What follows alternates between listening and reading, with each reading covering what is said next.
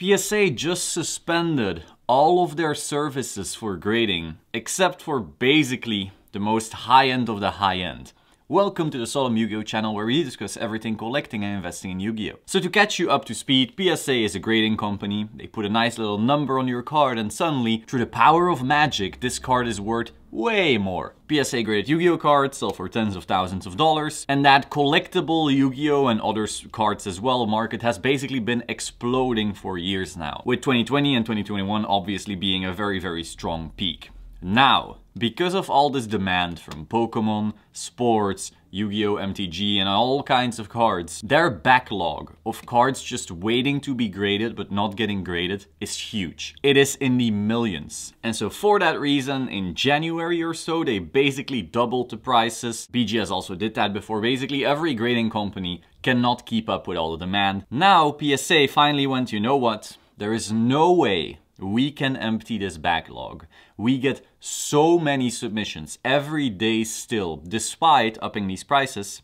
And so now, boom, shut down. Until July, you can't submit anything except for at the Super Express level. So what does this mean? Basically, you have different tiers. You can send stuff in at, is bulk even open anymore? Well, I guess nothing's open right now. Economy, standard, all the way to Express. Express is, I think, right now $150 for a card. All of those tiers are gone. You can't send in anything anymore, except for if you pay $300 a card. Now, the reason of this kind of makes sense, because when they made all of these other tiers more expensive, people noticed, well, I can still sub, plenty of these cards at the Express level, get them back quickly, and then sell for a ridiculous profit. The 150 doesn't even matter if you are dealing in high-end cards. Obviously, you don't want to pay that, but, the risk-reward was still worth it. And so what was happening, in my opinion, again, this part is speculation, Express consistently jumped the line for subs all the way to like July or June last year, maybe earlier. And so this means that you can't actually empty a backlog if the Express from now keeps on getting, the priority. If enough people keep on submitting all these modern sports cards and modern Charizards and this and that, and pay the 150 for Express to then get them back quicker, they will never even get to all of the stuff from last year because they just have so much volume from now that they can't even keep up with. This means a lot of people are still waiting for subs from like May 2020 and so forth that aren't even in the grading process yet. So they suspended. This is basically their way to clear that backlog, maybe up quality and consistency, maybe give their graders some breathing room, maybe give more of their employees better training and so forth. This is them just catching up to speed, and I personally think that this is a good thing. Now, do I have cards that I wanted to send in for grading that I now can't? Yeah. And that, that kind of sucks. But if you are in this for the long game, a 3-month wait isn't a very big deal.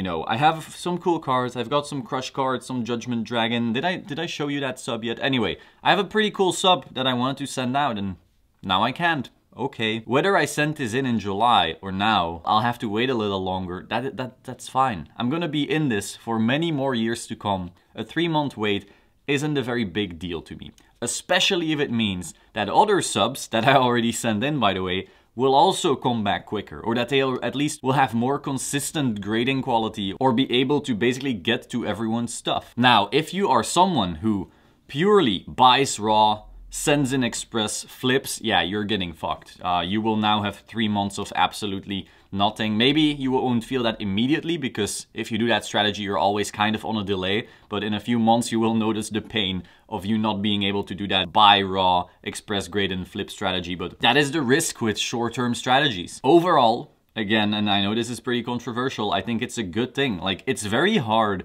for a company to say, you know what, fuck revenue.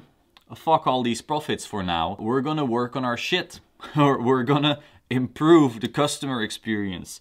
Imagine that. Again, I don't like having to wait to send in my next sub, but it is what it is. If it means that overall everything, slightly improves, that's great. Now, some people said, you know what, they should just hire more people. And first of all, they did. And secondly, that it's not that easy. It's not like you can go, oh, we need this new army of people that are great. Boom. Like, if it was that simple, they would have. You have people being paid tens of thousands of dollars in these management positions that want to see everything go smoothly and that are plenty smart. They can figure out, duh, need more people. They're not stupid, but there's plenty of risks and stakeholders and all of these little things that you need to be aware of, and it's just not that easy to go higher. But they have been expanding. Now, what will this do to the market?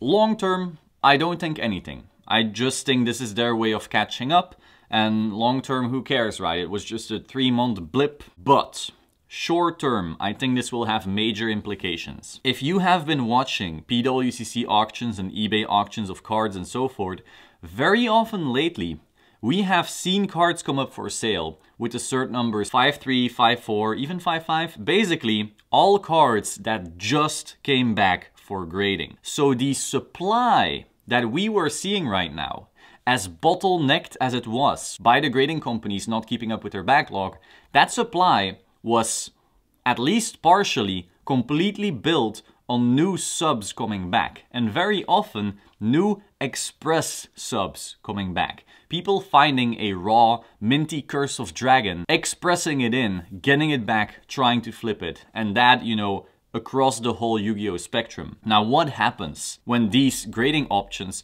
no longer exist?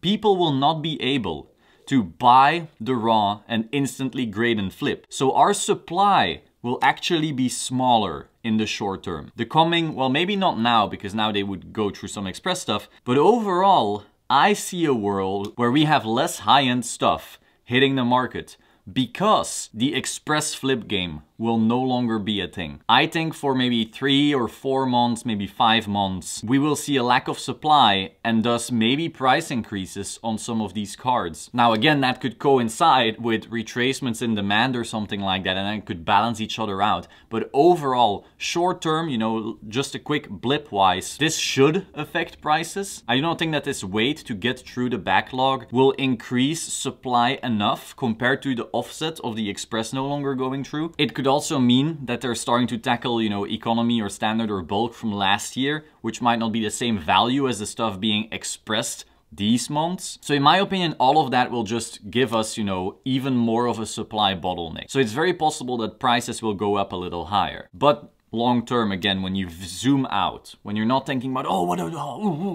should I sub express, should I do this, should I should flip, should I, when you're not thinking about those little moves, I don't think this will matter. I think this is just a good thing for PSA, good for their brand, good for finally trying to work on their backlog and basically fixing the structural issues that they have. So yeah, TLDR, I wish I could grade right now, but I can't. If this is to fix PSA's shit, I'm happy. Might slightly increase prices because of lack of supply, but in the long term, this shouldn't matter. Hope you found this interesting. Be sure to like, comment, subscribe, and I will see you soon. Ciao.